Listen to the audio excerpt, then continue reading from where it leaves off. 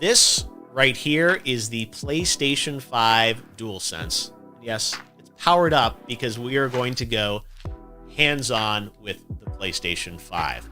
Hey guys, it's Jeff Keighley, and this is a special Summer Game Fest stream. Really a special year for all of us that new consoles are coming out, and a lot of people have wondered what PlayStation 5 is going to play like. A big part of that is the controller and the experience of playing games, especially because this controller is a little different than the traditional DualShock. And I've got that here, my PS4 Pro DualShock. This is a form factor that really has been around since the original PlayStation, in various different forms. There weren't analog sticks back then.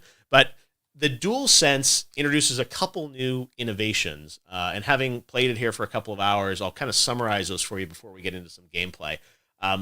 The big things that I've noticed are the adaptive triggers, the L2 and R2. So outside of the game environment, you just kind of pull these down like any controller. But when you're in a game, there's actually the possibility to create tension points or haptics inside of these adaptive triggers.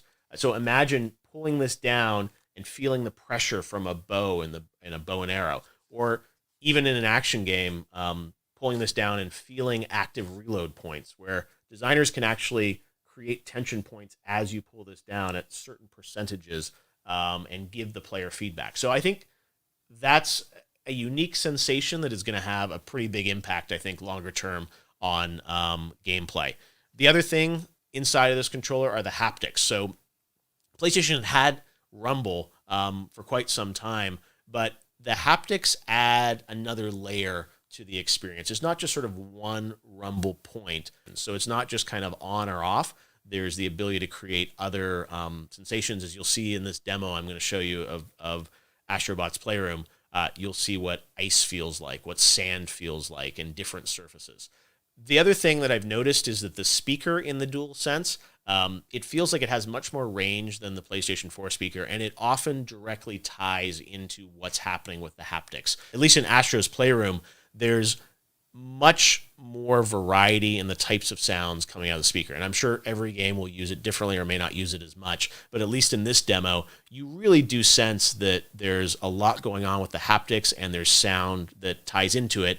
And then when you combine that with the Tempest 3D engine in PlayStation 5 for the speakers, the sort of harmony between the controller sound and what's happening in the PlayStation 5 is really, really unique and interesting. So those are the things I noticed in it. Some people have asked also about, like, what's the weight of it? What does it feel like? Compared to the DualShock for PS4, it definitely weighs a little bit more, but doesn't feel substantially heavier. And if anything, I think it actually has a little more heft to it, in a good way, that it feels more structured, and there's more sort of inside of it. So centered, but definitely feels good to me. So let's talk about what we're going to play today. What we're going to check out is Astro's Playroom, and that is the game that comes packed with the PlayStation 5. It is pre-installed on the system. You don't even have to download it. And it's not just like a tutorial demo of 15 minutes. It's a multi-hour game. We're going to get to play one section of it today.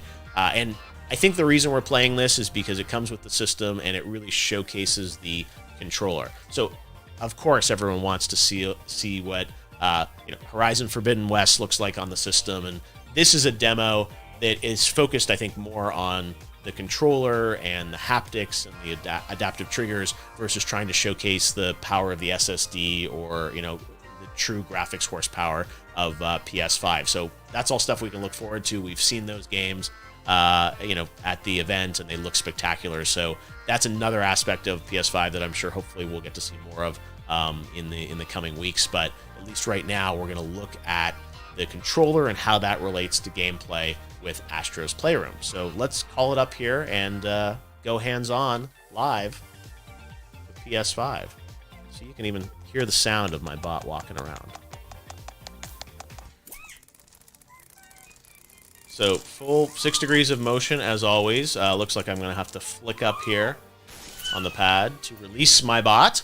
And we are in CPU PLAZA. The thing about this game, as you will see in this demo, there are a lot of references to the history of PlayStation. So Cooling Springs is the area that is open on Jeff's demo of this game. And we are going to jump in here and just go through this experience with the bot. All right, so we're on the beach here. There are beach balls you can play around with. There are some bots enjoying life, sunning themselves. Bot on vacation here. Should I disrupt them? Let's do it. How rude of me, right? And then we're going to head on over here into this sandstorm created by, I guess, these CPU fans. And again, when you get into this environment, I'm static here, but you hear the crisp sounds of sand coming at you. There's a tension in the controller from going over this sand environment. And then you push further in. Here we are. And look! The rubber ducks are back! Remember the duck demos? PlayStation 3, I think that was. Rubber ducks. All right, so I have this suit, and I'm going to push up on the controller to zip him up.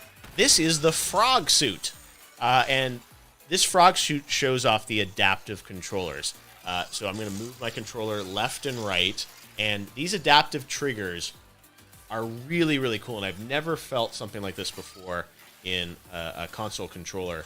As you push down on the controller, there's tension now in these adaptive triggers, and it's programmable. One thing that I think is really fun about this demo is it makes you think of how these technologies are going to be used in other games. So you think of Ratchet and Clank. I mean, obviously a lot of this gameplay similar in style to a Ratchet game. So you think of all those crazy graphics that we saw on the stream, but with this type of control and this kind of fun. So now we've made it to the frozen pool area of Cooling Springs. And here, we're going to pull down on this. And again, you see this ice, but you hear a storm literally inside of the DualSense, and sort of a small little rumble from the haptics. Little ice shards here. As you go past every ice shard, you hear the little tink of the ice shard. I wonder if I put this up to the mic, this is not ASMR, this is PSMR. Do you guys hear that? His little footsteps? All this is coming out of the controller. Got a checkpoint here. Now this one, you actually have to blow into the controller. Again, this one, you pull back, just like a bow and arrow almost. And look, I unlocked a PlayStation 3. I have a PlayStation 5. Well, I had a lot of fun playing with the DualSense controller and ASTRO. And I wanted to get a little more information on all things PlayStation. So joining me now is the worldwide head of marketing at PlayStation, Eric Lempel. Eric, how we doing? Hi, Jeff. How are you? I'm doing pretty good. I got to go hands-on with PS5, which was a nice surprise this week. I was not expecting it, but you guys are full of surprises for PS5, it looks like. Yeah, and you're one of the first to actually touch the DualSense outside of the company and the developers. I'd love to know what you think. This is a big thing for us. Yeah, no. Again, I'm used to going to a big event and playing with everyone, but the fact that I got it here and got to play it was really special. And I have to say, after watching the event and seeing the games, I was excited. But the gameplay feels like a whole other dimension to the experience with what's happening with the adaptive triggers and the haptics and everything. So it was one of those things that I was playing ASTRO, but imagining all the other games, how that's going to impact the experience. And one thing I'd heard is that demo or version of it, you guys actually shared with developers initially. That's true. So what you played is a part of a title called ASTRO's PLAYROOM. It was in our show a few weeks ago, and it's installed on every PlayStation 5. So everyone who buys a PlayStation 5 will get this game, and it really shows off a lot of the features of the platform, but really does a great job of showing all the benefits of the DualSense controller. So what we did is, early on, we had another version of the title that we took around to the developers that were engaged in PlayStation 5 development and showed them what was possible with a title, and it's been a great example, and it's really opened up people's minds to how they can use this new device and really the new features of the controller. But I would say when people get their PlayStation 5, that should probably be one of the first things they do is just jump in there and experience this because as you've seen, it's pretty special. No, we've been using the same a similar kind of form factor of DualShock for many, many generations. Obviously, adding analog sticks and rumble and things like that, and the touchpad. But this feels like it's a bit of a redesign, but I really like how it feels in my hands. And I imagine for PlayStation when you were conceiving a PS5 and Mark Cerny was architecting it, I imagine the controller and a lot of those innovations were kind of right there at the beginning as something that you wanted to put into the system. It's true. As we've said many times with PlayStation 5, it's a brand new generation, and we believe in generations. So we want to evolve every part of the experience. And the controller is really the most intimate part of the experience. It's the extension of the player. So, we thought a lot about this. And one of the things we could have done is just iterate on the DualShock. We've done that for many years. The gamers absolutely love the DualShock. They tell us it's the best controller we've ever made, the latest edition. But we thought, no, let's go a step further. Let's see how a new generation can express a whole new feeling. And that's where the DualSense came about. So early on, it was part of the plan to evolve the experience. And, there are many parts of that experience, but this is a really unique part that truly takes a step forward in gaming. You mentioned you believe in generations. I guess it's a bit of a controversial opinion to some people about this idea that, generations are going to sort of break with the past, right? And I wanted you to maybe talk a bit about that because it does seem like that's like a cardinal sort of virtue of the PlayStation promises that there is this sort of break from the past, a new generation with a new console games optimized for that system versus kind of working across multiple devices and multiple generations. Can you maybe give us a little bit more perspective on the controller being a part of that, but that view, which is obviously counter, we've seen Xbox saying something different around that. Why is that so important to PlayStation as a principle of the sort of the architecture of PlayStation 5? Well, specifically for us, a big pillar of our company is innovation. It's a pillar of Sony Corporation. It's also a pillar of the PlayStation company. And, we are always trying to push the boundaries. We push the boundaries of play. That's what we say internally. We want to excite gamers. We want to deliver new experiences. So as we go into a new piece of hardware, it really has to check the box on a lot of different areas to fulfill those promises. And a lot of developers about this. We've gone out there, we've talked to people about what they want in a next generation console. And really to do that, you've got to deliver a lot. And I think what's really unique about the DualSense is that it plays into another one of your senses. But we're covering a lot of the senses with PlayStation 5. I mean, first and foremost, I'd say in gaming, for the history of gaming, the first sense is seeing. It's all the visuals, it's the graphics. And naturally, with every generation, the graphics improve. And with PlayStation 5, we're taking a leap forward there. And then there's sound, and we're introducing a new form of 3D audio, which will be really powerful no matter what you're playing, no matter how you're playing. And then the next piece is touch. And touch has been around for a while. We've had force feedback. Of course, we've had different types of force feedback and rumble in the DualShock, but this takes that to a whole new level. Similar to what gamers have expected from other generational chips, this brings it to a whole new place. I mean, it's haptic feedback. It's these adaptive dynamic triggers. I mean, something no one's ever experienced before, and it really brings you closer to the game. And the biggest joy for us is putting this in the hands of developers, because developers want to push the technology as far as it can go to tell stories and really bring the gamer into their worlds. And we believe all of these things combined, as well as all the other great PS5 features we spoke about, really lead to a next generation experience. And in many cases, we can't take everybody with us from previous consoles into that experience. You need new hardware. You need new devices to experience what these developers want you to experience. And I imagine, PS4, there'll still be games coming out for it. I mean, it's not like the pipeline stops there, but there's this sort of new set of experiences that will be exclusive to PS5, right? Exactly. PlayStation 4 is a big part of everything we do, and it will continue to be a big part of everything we do. There's a lot more to come on PlayStation 4. I think most recently we're seeing, some of the greatest titles this generation have released in recent weeks, but that will continue. And again, PlayStation 5 is the next generation product, but again, we've got a lot to come for people on PlayStation 4. Still a ton of life in that product. When I was playing Astros, one of the things that my mind started racing with was thinking of how this is going to apply to a game like Ratchet, because sort of similar gameplay style, but with the audio, the speaker in the DualSense, and the haptics and the adaptive triggers.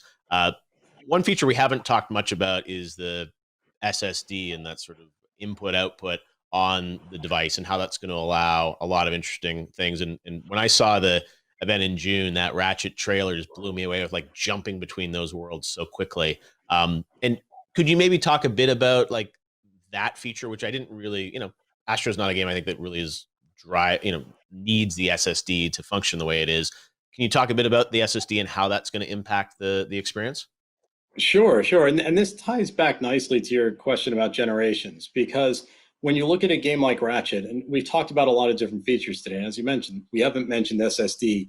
That is another thing that will make the whole gaming experience different. It'll make it better, but it also allows the developers to do new things. It isn't just about faster loading time.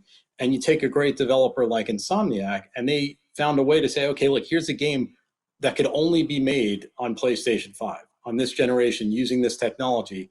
A lot of what you saw in the show, jumping through those different worlds instantly, just can't be done in most cases. And it needs new hardware, it needs new power. So that's something we're looking forward to. I mean, all of these things come together. You combine that with 3D audio, with the controller, ray tracing. I mean, these are great experiences, and these developers know how to harness every piece of those features to really bring you a unique experience. And that really speaks to what next gen is for us.